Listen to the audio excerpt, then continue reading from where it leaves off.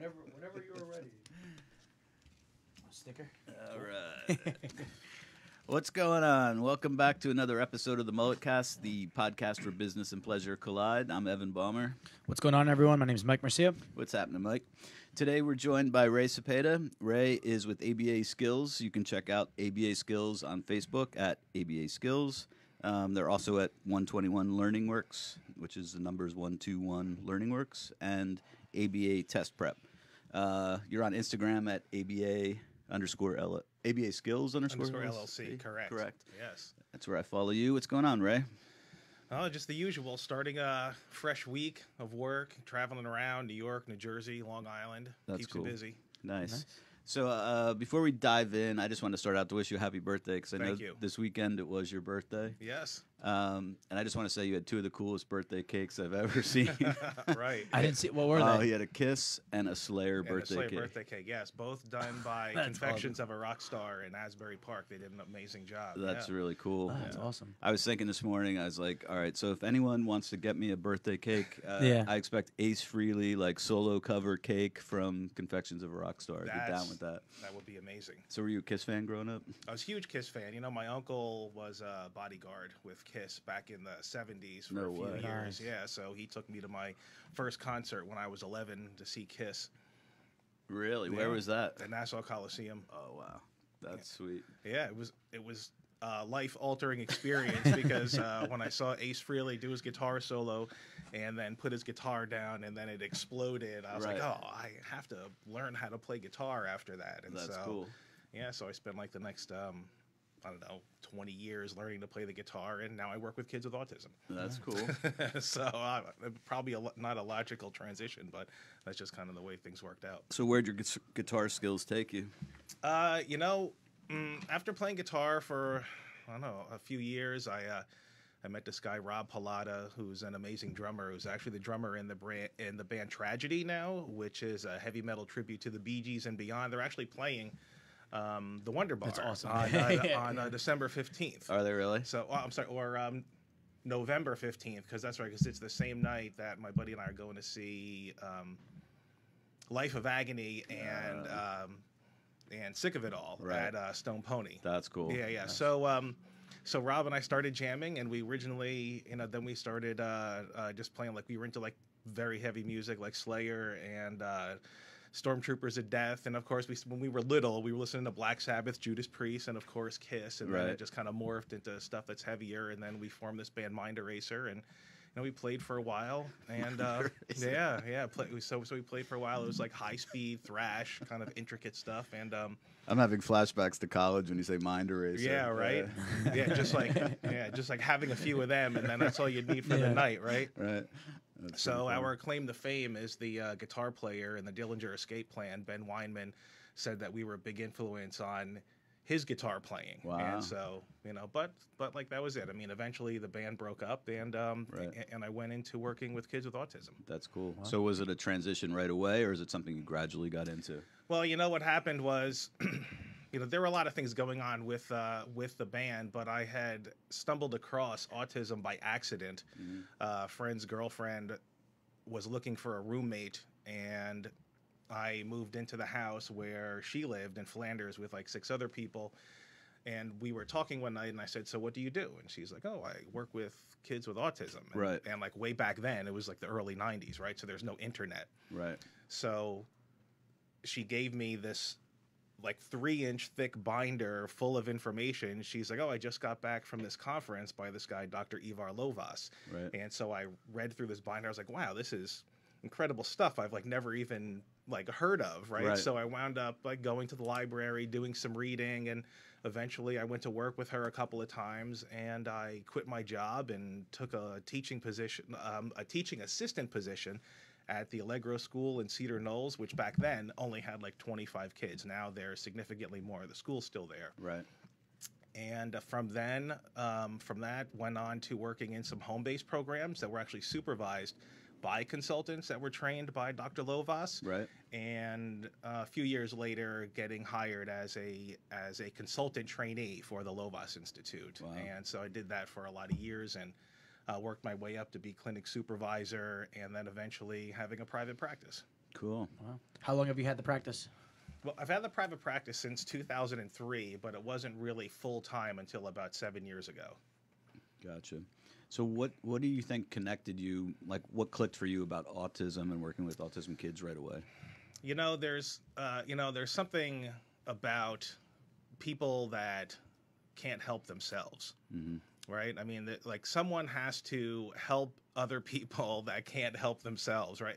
And I had never even seen a child with a developmental disability, because when I was growing up, all the kids with developmental disabilities were out in the quote unquote portables, right? They're just these like trailers Bus in on the the back. far side of the football field, Yeah. and they were bussed over there, never. And so when I walked into this building and saw this myriad of children with unusual behavior, some talked, some couldn't, and then saw the work that these people were doing, I said, I have to be involved in this somehow, because this is obviously, something that's really meaningful work and something that will be able to literally change the lives of not only these children, but also of their families. Right. Because the difference between a child that does not know how to communicate and a child that does know how to communicate, obviously that's life altering for both the child and the quality of life for the family. Totally.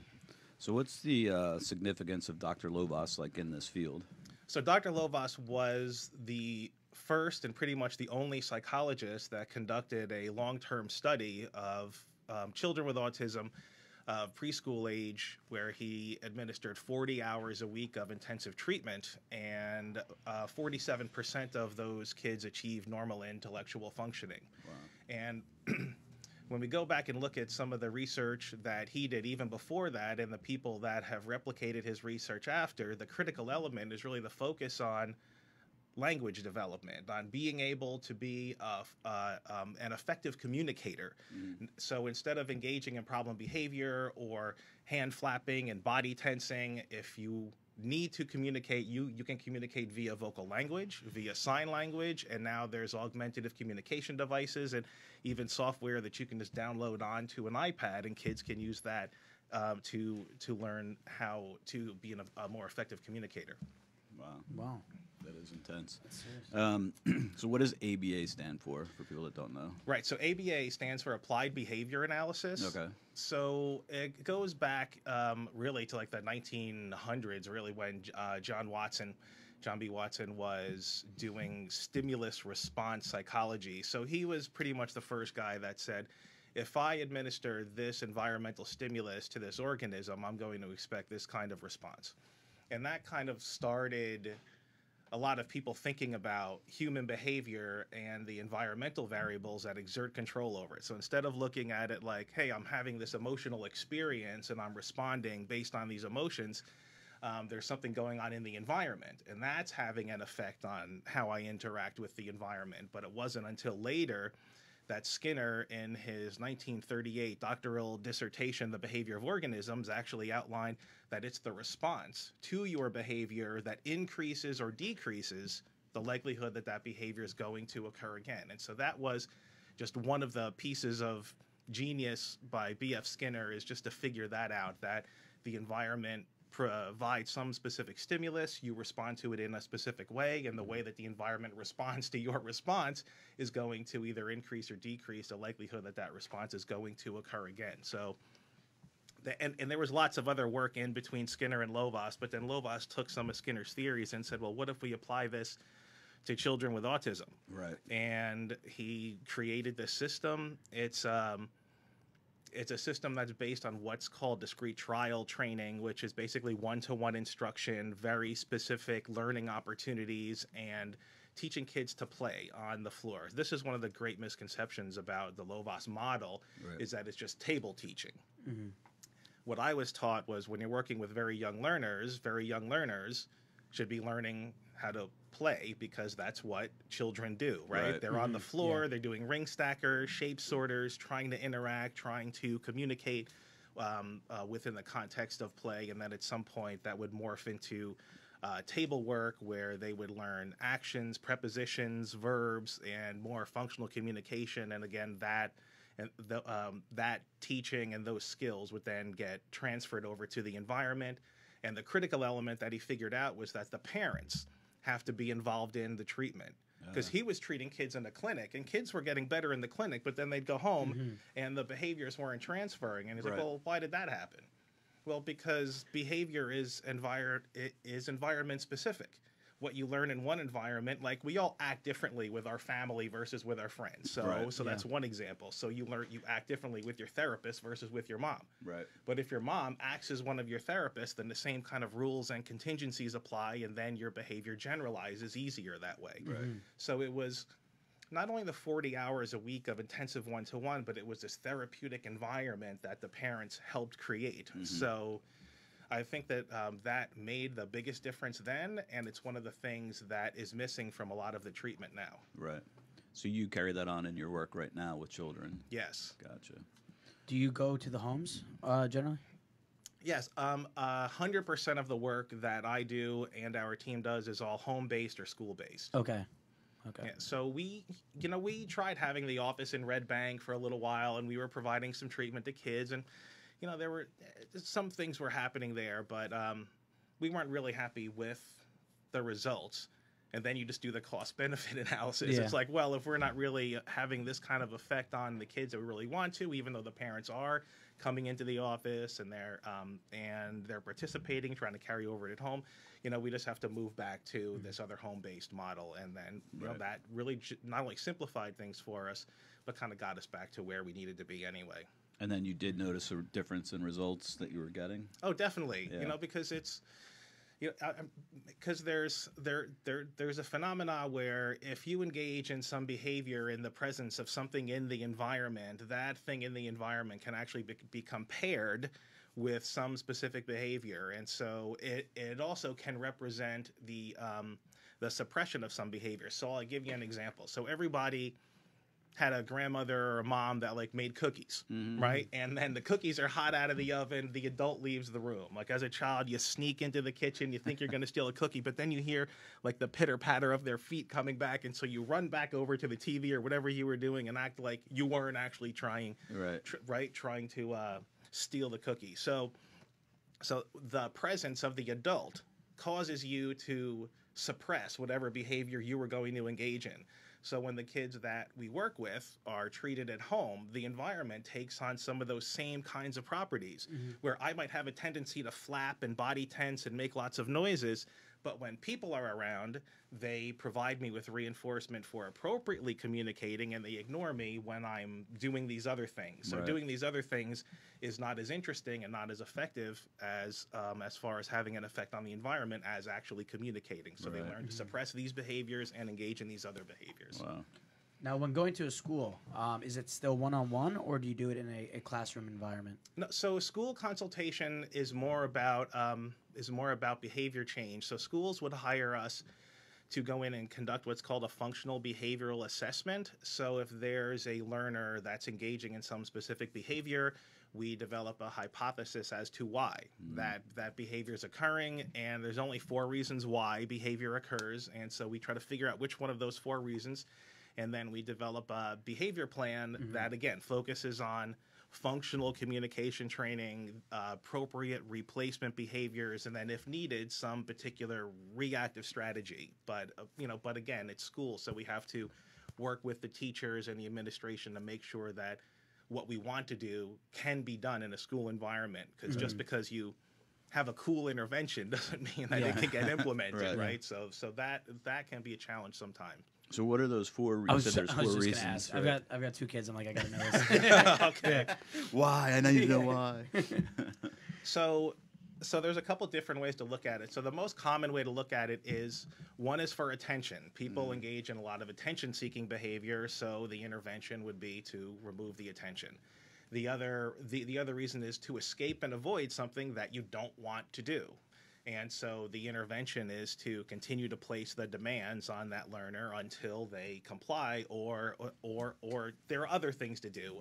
But attention, escape, and avoidance, accessing tangible items. So if I want one of those jelly beans and I don't know how to ask for it, I'm probably just going to reach for it, and then Evan might redirect me back to my iPad, and it'll say jelly beans, and then I'll have access to it, right? Okay. So this behavior is maintained by accessing tangible items, but he wants to teach me that pressing this button that says jelly beans is actually the way that I get the jelly beans. Mm-hmm. And then the fourth is self-stimulation or self-regulation. So we all have hobbies. You don't need, like if, like let's say your hobby is reading. You don't need your spouse or best friend to run up behind you and be like, hey, Evan, that's great reading, and pop an M&M in your mouth to reinforce your reading behavior, I right? actually do need that. but it's things that you do to provide yourself with stimulation. Like you just got back from a few days conference, right? So at some point during every conference, we all start flicking our pencil or doodling, or we start fidgeting, or maybe we're like taking some kind of like deep breaths. These are all behaviors that we're doing to try to keep us engaged, and those behaviors would fall under the category of self-stimulatory. Okay. So you have those four reasons: attention, escape and avoidance, access to tangibles, and self-stimulation.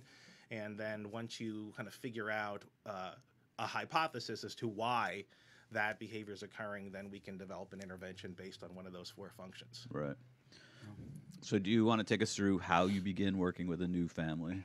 Oh, sure. So what happens, so I'd say about 100% of our clients right now are all word of mouth clients. Okay. And which is interesting because I just had a conversation with one of the Latip guys who's into media, and he's like, well, the new word of mouth is social media. So we're going to start doing that. But anyway, basically the family contacts us. There's an intake process, which is handled by my wife, Ginny, who's the office manager for both ABAskills and one-to-one learning work. So she's busy like 12 hours a day with intakes and billing and scheduling, et cetera. Right. So she conducts the intake interview. Then I would contact the family to discuss some specifics, and then we have some questions.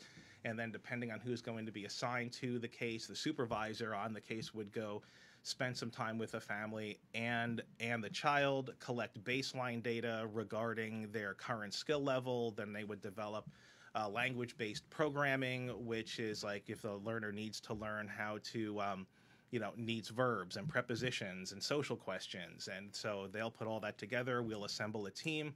The team will go to the house with the supervisor. The supervisor trains the team and the parents how to work with the child and how to collect the data, et cetera.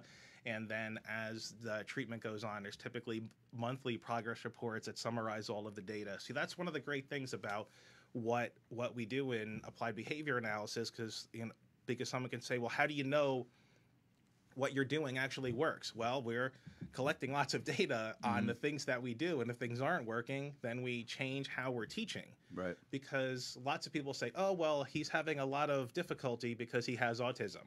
Well, that's not actually true. It's like the child's having difficulty learning because we just happen to be crappy at teaching some specific skill. So we have to figure out how that child learns, and then figure out how can we develop a teaching procedure that fits with how that child learns so they can acquire these skills. And that's where another piece of the analysis comes in. So what's an example of like some of the data you're collecting? Like what would I look at to see what's happening and improvement? Sure. So let's just say, so we can start with language. So let's say that there is a learner, he does have some vocal language. Maybe he can talk in single word utterances. So he can say cookie, he can say juice. Well, the first thing is to try to increase the frequency that he's making requests for the things that we know that he can make requests for, because that will offset the value of problem behavior. Because if he can ask for milk, and he can ask for cookies, and he can ask for juice, and he can ask for mommy, well, let's go from 20 times a day to 750 times a day. Right. And then we can figure out, but then the next phase comes in where now we have to teach him to accept no for an answer, because kids can't always have what they want, regardless of how many times that they make a request for it. Right. So that's a different intervention, but the data would be the instructor or the parent would wear two different clickers, like kind of like you have in golf. So one is an opportunity to engage in some vocal response, to make a request for something that you want under the control of your own motivation. The other clicker is when the child actually says it. And then at the end of the session or at the end of the day, there's a percentage correct as well as a frequency count. And then if the frequency isn't up to what the goal is, let's say it is 750 times a day, then we have to figure out why is that not happening. And if there's a lot of requesting and there's a nice percentage correct, like if there's 700 opportunities and the child uses their language 650 times, that's wonderful. But then we want to look at why is he not doing it on these other occasions? And that's where we might collect some video and then sit down as a team and analyze the video, because again, it has nothing to do with the child. The child is who he is or who she is, and it's up to us to try to figure out all these other variables. So then we always look at the instructor's behavior to see how can that instructor improve at getting these numbers to match 750 to 750. Right. So another form of data is in skill acquisition. So if you're teaching a child something like prepositions, because we just take that for granted, especially, Mike has typically developing kids.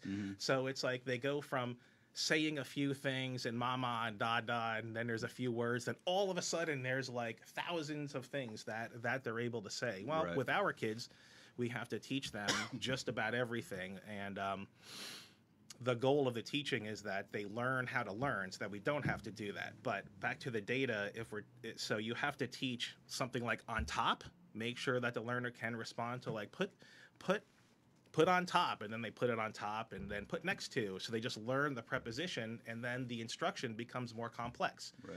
Instead of just put on top, it'd be put the water on top. But now there's water, there's a phone, and there's a sticker, and there's one thing here. And then it's put the water on top of the object. So now there's two objects. And then we have to move these skills into the environment. And at some point, the learner has to be able to acquire an appropriate response to, put the big orange square under the little yellow circle. And that's a lot of language that you have to process. Right. But each step of the way, we would be taking what's called trial by trial data. Every opportunity the learner has to respond, we would score correct, incorrect, or prompted. And they would have to meet criteria, 90 to 100% independent correct responding across, like, let's say 3 days and 2 instructors and a parent. And then we can move them on to the next level of difficulty. Mm-hmm. Is there ever an endpoint, or as, say, a child is developing these skills with time, do you just keep increasing the challenging task in front of them? Or is there a point where you're like, this is... All right, so there is an endpoint. So there's something called one trial mastery. And I also have worked with kids that have achieved normal intellectual functioning in an intensive treatment model. And so there's a few different things. So one, trial mastery. So what Mike, you can do with your kids is you can show them something. So what's the oldest child that you have right now? 3.5. Okay, 3.5. So you can show your 3.5-year-old, let's just say, I was thinking a box cutter, but let's show them something safe. So you show them something. Have you been to Mike's house? So you show them something like like a screwdriver or a guitar pick, because it's not something that they see. And you say, "Hey, sweetie, what's this?" And they say, "I don't know," or they guess. And you say, "It's a guitar pick. What's this?" And he says, "A guitar pick." Then you put it away. And you take it out like a week later. Do you remember what this is? And it may take them a few seconds to figure it out, but they can probably figure it out. So that's an example of one trial mastery. And so we're always looking to see how many teaching opportunities does it take this particular learner to learn a skill. And then if we're teaching the next level of difficulty in the same skill progression, can the number of trials get less? So if it takes them 1,500 trials to learn in versus on top, if they're learning in versus on top versus under, does it take 1,000? Then to learn another preposition, does that number go down to like 500, and then to 100, then to 50, then to 3? So that's another kind of measurement that we have to do. That's called the rate of acquisition.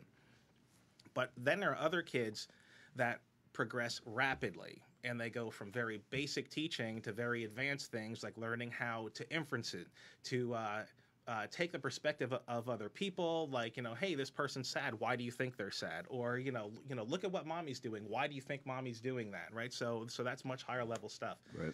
And also, sometimes kids get to a level where the focus is on their ability to socialize, because making one friend really encompasses all the skills that we've been trying to teach this particular learner for the last 2, 3, or 5 years, because the randomness in the language, in the interactions, and in the relationship really force our kids to figure out what are they supposed to be doing.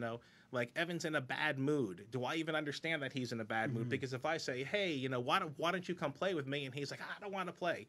Well, is he mad at me? Is he in a bad mood? Does he not want to play? Does he not like me. Like, these are all things that we kind of interpret without any problem, but our kids kind of, sometimes we have to teach them, sometimes they have to figure it out for themselves. So these kids that achieve this normal intellectual functioning, sometimes they just have to be put in a situation. We try to let them figure it out for themselves and then provide them with some feedback about how they're trying to figure it out, because at some point the treatment has to stop. It's not always 40 hours. It goes from 40 to 30 to 20 to 10, and as long as the parents are on board, then usually we stick around for another year to support the parents, because there's always going to be some tweaking and some other questions. So when you say 40 hours a week, is that a combination of like your team leader with the family and then the family applying what they've learned like throughout their day with the child, or is this like really intense, like 8-hour lessons that were, or exercises that we're going through? Right. So the 40 hours, so I always encourage parents, each parent, and this is difficult because I know in most families today, both parents work. But each parent has to find 4 to 6 hours a week, where they are doing one-to-one instruction with their child. It can all be on a Saturday. It can all be on a Sunday. They just have to, it can be in 15-minute increments. Right.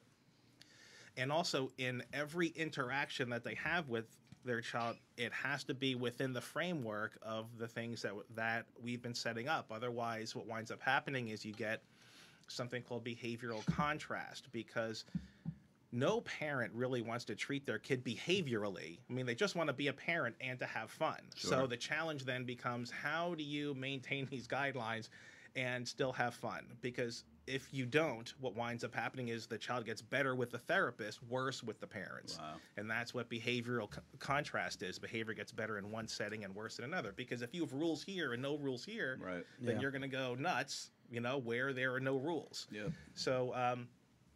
So the 40 hours is some combination of anywhere from 2 to 4 hour sessions, plus each parent providing 4 to 6 hours a week themselves. Gotcha. Do the parents report daily to you guys, or do you get like a weekly progress report from the parents, or? So there are team meetings, and the team meetings could be every 2 weeks or every 4 weeks, and they're usually about 2 to 3 hours in length. And so where the entire team meets, we say what's going well, what's not going well, and then we obviously want to focus on the things that aren't going well so we can keep shaping them up. And everyone that works with a particular child demonstrates therapy in front of everybody else. So it's ongoing teaching and ongoing learning, more about learning to be effective with that particular child, because we have a cluster of skills, but they don't just generalize to every single child, right? We have to look at the individual child and their idiosyncrasies and their excesses and their deficits and select our behaviors based on that particular child. So maybe a couple months ago now, you gave a presentation in Asbury. Or Asbury, we might have been actually in Atlantic Highlands. Someone asked a question about the rate of children with autism is going up. Right. And you had a couple of different reasons for that. Could you refresh my memory? Because Sure. So I think everyone's looking for one reason, and I definitely don't think there's one reason. I think there is better diagnostic criteria. There definitely is people that are getting their children evaluated earlier, because this is something that you should just do, right? So the more educated the parents are on what they're supposed to be doing, so that can have an effect.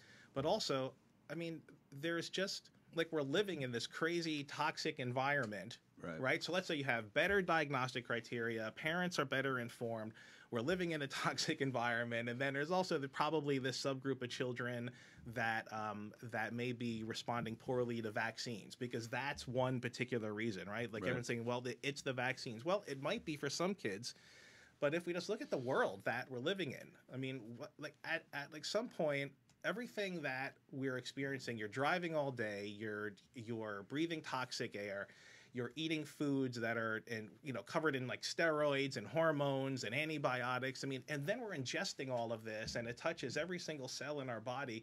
I mean, something has to happen. Right. Is there a correlation between that and children with autism? I mean, I don't know, but there are a lot of very smart people studying all of these things. But I think that the challenge is that everyone's looking for one reason. I don't think it's one reason. I think it's a variety of reasons. And that's probably one of the reasons why no two children with autism demonstrate the same symptoms, the same behavioral behavioral repertoire. They're vastly different, and it's that variability that really is challenging as far as figuring out where autism is coming from and why there is such a dramatic increase. So what's the dramatic increase, like, let's just say in your career, like when you first started working to today? I mean, it was like crazy when I first started reading about it. Like the numbers were like 1 in 10,000, and now we're looking at 1 in 68 and 1 in 49 boys. I mean, these are like astronomical numbers. Yeah. It's almost like you're lucky if you have a typically developing child, and like that's just autism. That's not any of the other myriad of disabilities. Right. You know, that's just one. But even like, I think the CDC just came out with a new number. I'm not gonna misquote it because I don't remember exactly what it is, but it's worse. Wow. So, you know, in my mind, the focus, yes, I think people need to be doing genetic research, because if someone can figure out how to turn off the genes that get expressed for whatever reason that might lead to a child having autism, that's great. But in the meantime, we have an entire field of applied behavior analysis where I think money needs to be going towards better research, developing better teaching procedures, doing more long-term studies. Like, what is the effect of this kind of treatment? Because like I said, to date, it's pretty much just Lovas and a few replications. There's lots of individual studies on the things that we do, like doing the functional behavior assessments, on errorless teaching, discrimination training, like these other things that we do. But we need more long-term studies to really see what's the effect of the treatment from these preschool children, which we kind of know, but there's only a few studies that look at kids 4 to 7. And then what about older kids? Right. Plus, the kids that I started with are in their 30s now. What are they doing? Yeah. Like, I'd be interested in some research on finding out, did they get job training? Are they employed? Are they employable? Right. And then who is actually employing them? And how do we kind of like fix that so that we don't have an entire generation of kids that's stuck at home with like nothing to do? Right.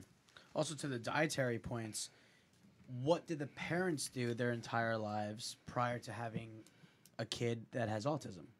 Did they eat fast food? Did they eat, saturated fats and this and that, or did they eat all organic, no GMOs? Right. And, and I don't even know how you collect that kind of data. Yeah. But Yeah, I don't know. I just look at it like, here's what we have now. What are we doing about it?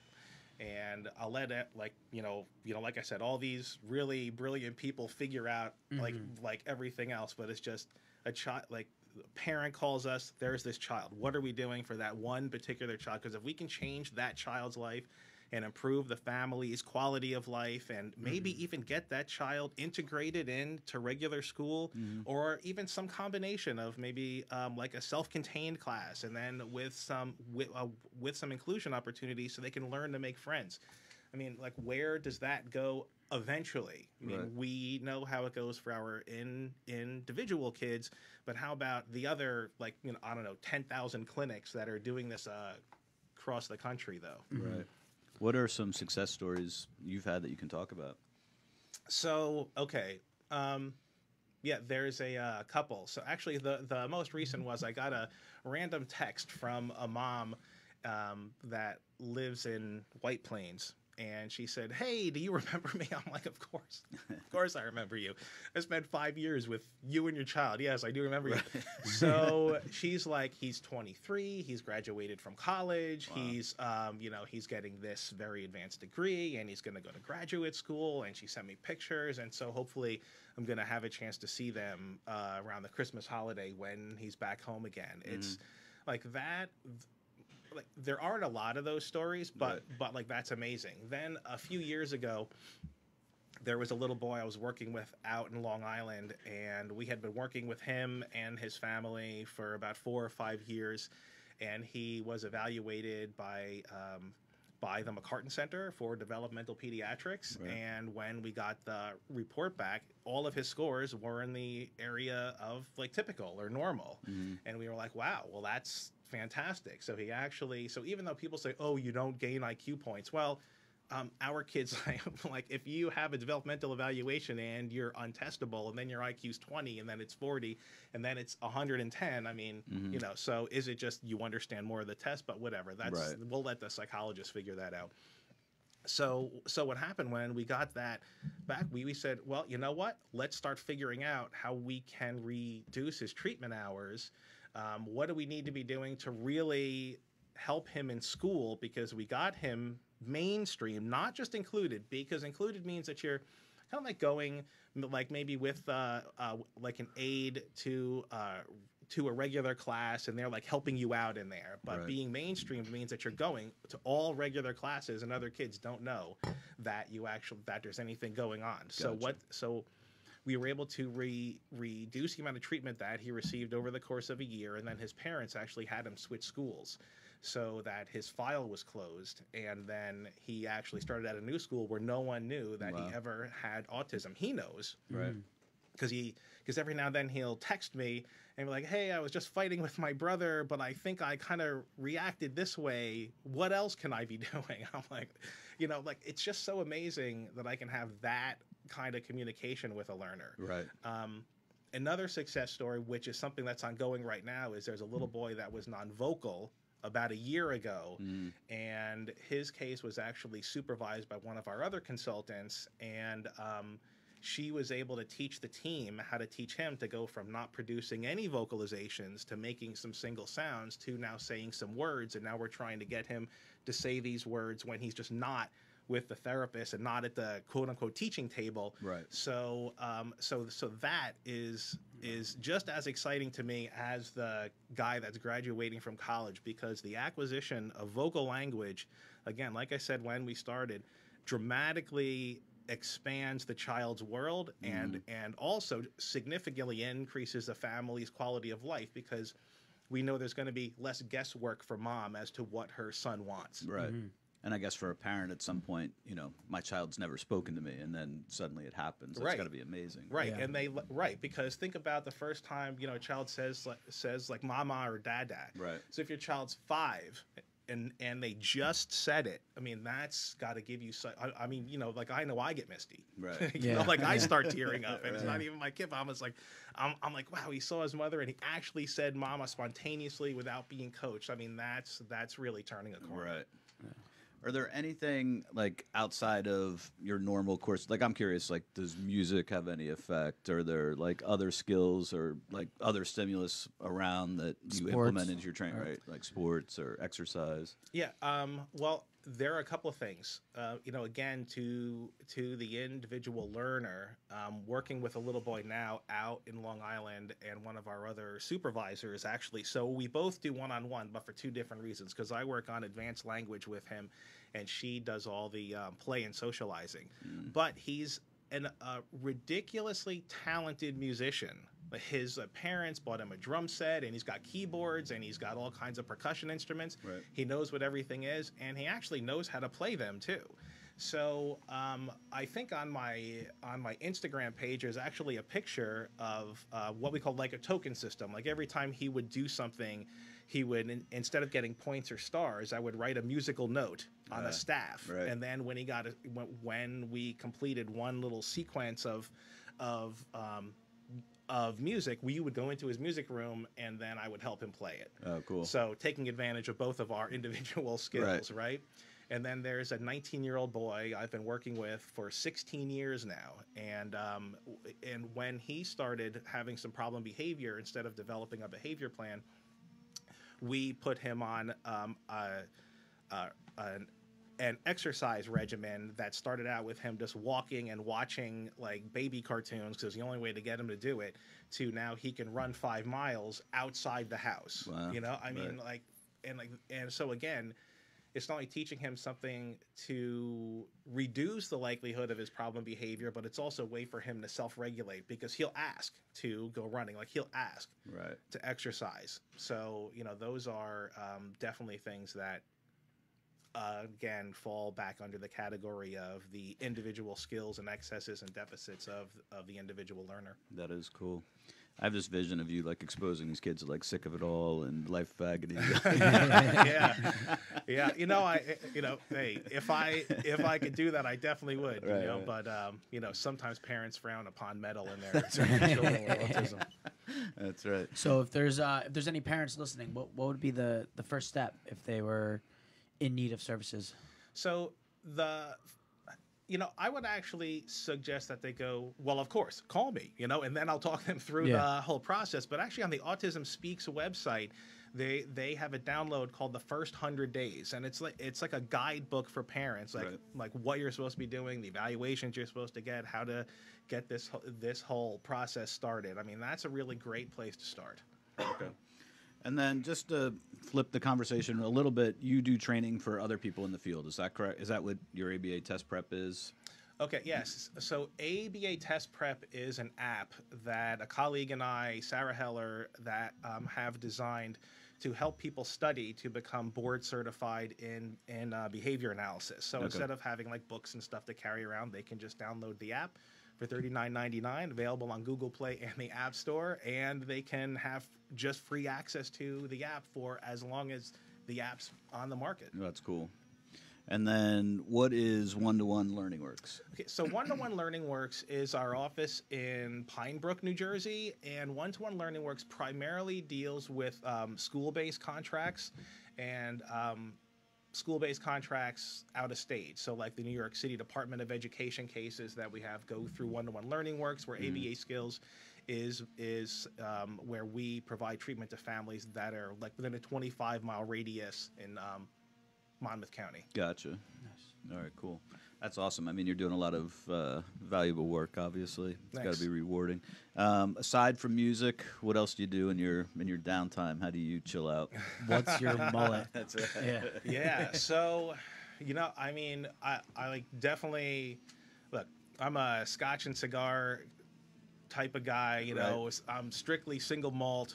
I don't like blended, so it's a little snobby that way. But look, so the challenge really becomes like when you work with your wife, like your life has a tendency to become just 24 hours of work. And so we're always trying to find some balance. We're always trying to say, okay, we finally have a few hours. Let's not talk about work. Let's just go to dinner. Let's go, call these friends. So like that's what I like to do when I'm not at work. Some people ask me, what do you like to read? I'm like, well, I do so much reading for work. I don't even enjoy reading anymore. No one pops an M&M in my mouth. Right, exactly. So it's really hanging out with my wife, hanging out with some friends, and then I have my one buddy, Mike. He and I, we live 3 houses apart. We're both Scotch and cigar guys, and so we try to hang out at least, once a week. And that's cool. Yeah. Do you still rock out? Still rock out, yeah. I haven't had a chance to play in a band in a long time, but I have a myriad of guitars and an amp at home. And what kind of guitars you got? It was just my birthday, so Sarah, who I did the app with, and her husband Tom actually bought me the Kerry King BC Rich model Flying V, so that's awesome. I got a couple of Gibson Les Pauls. I have a Breedlove acoustic, and about 7 or 8 other guitars, Marshall amps, and some Mesa Boogie stuff. I have up in a storage unit up north, So, but I'm strictly just a distortion pedal and guitar kind of guy, and not into all that. Other stuff. Who's your favorite guitarist? My favorite guitarist. So there's a few. Obviously, Ace Frehley got me started. So kind of went from Ace from Ace Frehley to Yngwie Malmsteen to Al Di Meola, and now really what I've been into lately is this guy John McLaughlin, who's been around forever. Right. But he's this fusion guitar player, and if you look at his videos on YouTube of just him playing acoustic guitar, it's every single thing that he does is everything you need to know about guitar is in those videos with John McLaughlin. Amazing players. That's cool. So my childhood was the poster of Ace Frehley, kicked back with smoke pouring out of his guitar. Right. My entire childhood, that was the centerpiece of my bedroom. So Ace has always been a favorite. Ace is the coolest. Yeah. And they're on a farewell tour, actually. I don't know if you know, but Kiss is, apparently announced, the farewell tour. Supposedly. And, everything Gene and Paul do, there's, all sorts of money-earning opportunities as a part of that. So, if you join the Kiss Army now for $100, you can get early access to buy the tickets. But I was a little bit discouraged that Ace and Peter were left out of the equation. Yes. But I'm starting to read more and more that there's probably a strong likelihood that they'll be included somehow. Which would be cool. Amazing. I don't know if you if you had a chance to read it, but I listened to it on Audible, which is Paul Stanley's, biography of Kiss. I don't remember exactly what it was called, but what he said was that he and Gene have been talking about they'll retire and they'll have 4 other guys just carry on as Kiss, so that it just becomes a business where it's the makeup that's really Kiss, not the 4 guys playing. I'm like, well, like maybe. I mean, we like grew up listening to Gene, Paul, Ace, and Peter, and then when it was no longer Ace and Peter, and we had, I don't know, Tommy and Eric Carr and like these other guys, I try to forget about Vinnie Vincent, but whatever. Well, you got a flying. He used to play a flying V.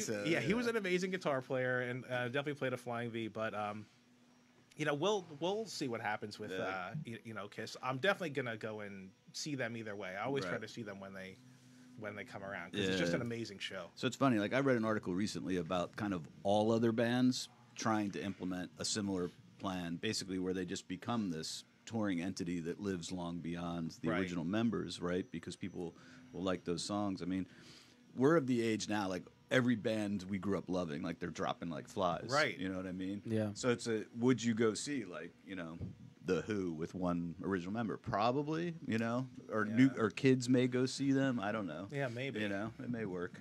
I mean, I look at Judas Priest right now. I mean, poor Glenn Tipton, he's got MS. Like a while ago, Kay Downing retired, and the bass player. I mean, Ian Hill, the bass player, he's had a paying gig for like the last 60 years. I don't think he's going anywhere. But even like Rob Halford, I mean, like these guys are such personalities themselves. Right. It's like I just can't imagine. And like even when Ripper Owens was singing for Judas Priest, and I like him and I like the albums that he did. Right. Like to me, it was still kind of like a different. Right. It's just a different band. Right. That's true. I'm going to see Skinnerd in December. They're another one on their farewell tour. I've never seen them, and there's a killer documentary about them right now. And I'm still gotta watch that. I was like, man, these guys had so many good songs. I gotta go see them. Like, they're on their farewell tour, but they're similar. Like, they have I think it's one original member. Like, I think Gary Rossington's like the only original member. Wow, that's pretty cool. Yeah.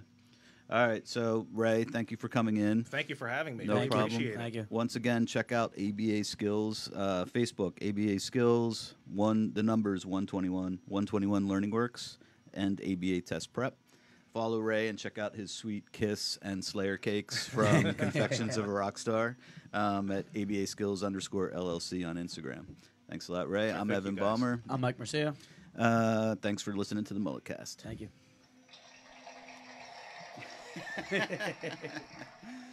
Nice. Cool.